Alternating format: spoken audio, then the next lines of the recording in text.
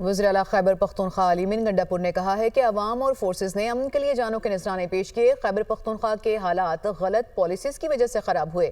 افغانستان کے ساتھ طویل سرحد ہے۔ ان کا کہنا تھا کہ ہمارا صوبہ پسماندہ نہیں، نہ ہی اس کے حالات خراب ہیں۔ تعلیم کے بغیر کوئی معاشرہ ترقی نہیں کر سکتا۔ ہماری نوجوان نسل ہی ہمارا مستقبل ہے۔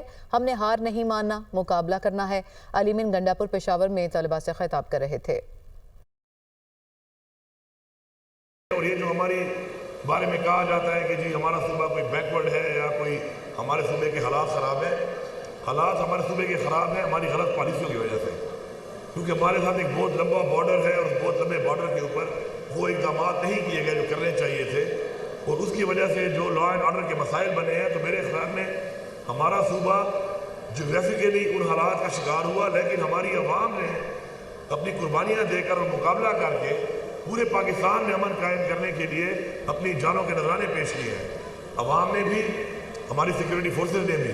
تعلیم کا بھی کوئی آلٹرنیٹ نہیں ہے، تعلیم بھی حاصل کرنی ہے، تعلیم آپ حاصل کر چکے ہیں، مزید بھی انشاءاللہ کریں گے، محنت آپ نے نہیں چھوڑنی ہے۔